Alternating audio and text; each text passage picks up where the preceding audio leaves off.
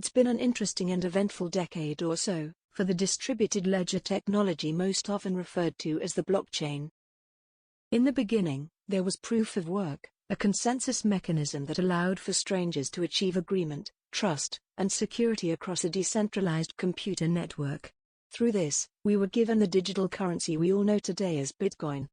It wasn't long before a handful of brilliant minds took this open-source technology and expanded on it with their own ideas and concepts, and thus the Ethereum blockchain was born, capable of executing smart contracts, which are self-executing contracts that contain the terms of agreement within lines of code.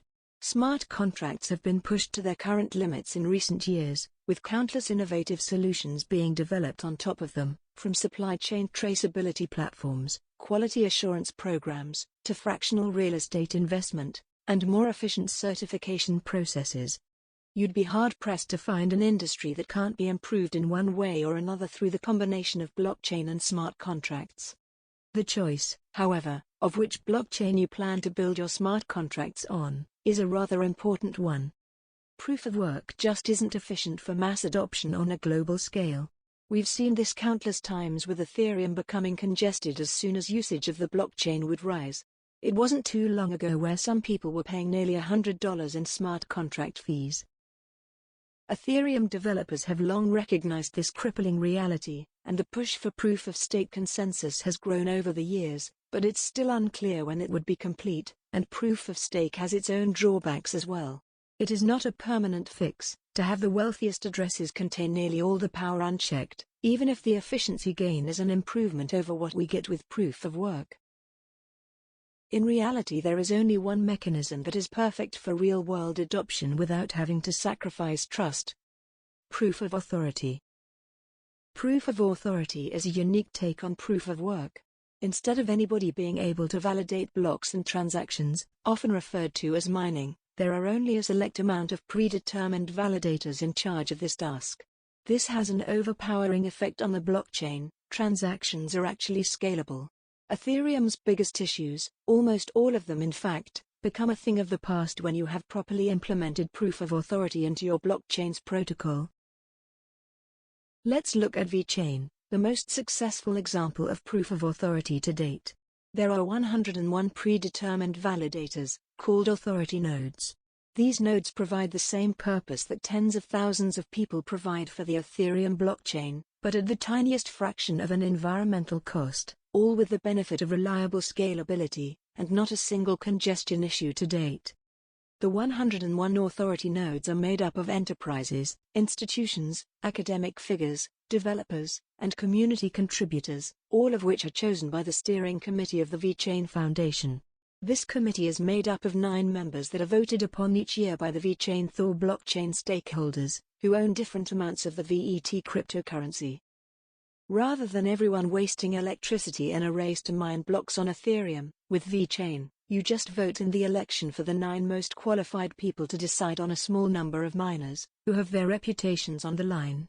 If Ethereum is anarchy, VeChain is technocracy. The advantages of such a system are noticeable at every turn. Congestion issues can be solved much quicker when you have experts elected to lead the system and make proposals to the people. Enterprises have shown they prefer to build on platforms with some form of leadership, as too much money is on the line to build on platforms with no clear development path or line of support. Perhaps the most important advantage is the scalability. What proof of work has failed to achieve in over a decade, proof of authority has been doing for years now. VeChain Thor is in no immediate danger of congested transactions or insane fees, because of the organized structure in which transactions are validated, and expert decision in who gets to handle the process. The best example of an authority node would be the world's leading quality assurance providers, DNV.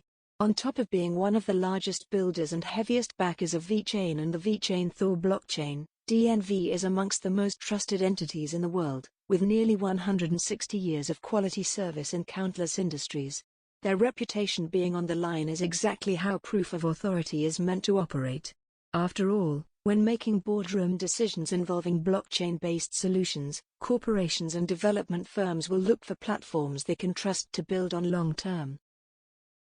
The evidence supporting this is rather clear. Just take a look at the Enterprise Ethereum Alliance.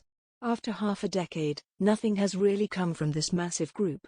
In just over half that time, several industry-leading corporations have built and begun long-term projects on VeChain Thor, some examples being Walmart, BMW, DNV, Deloitte, PwC, Chinese electric car giant BYD, and countless more, even including government projects. When it comes to blockchain, major organizations of all kinds will be the ones who build the products that the masses will use. They will choose technocracy over anarchy. They will build on the blockchains that are reliable, trusted, and have a development path that is clear and monitored by elected professionals. The only way this has been achieved so far is with proof of authority, VeChain's implementation of it to be exact. It will be through this consensus mechanism that blockchain will see real adoption, real usage, and solve real problems. Thank you for listening.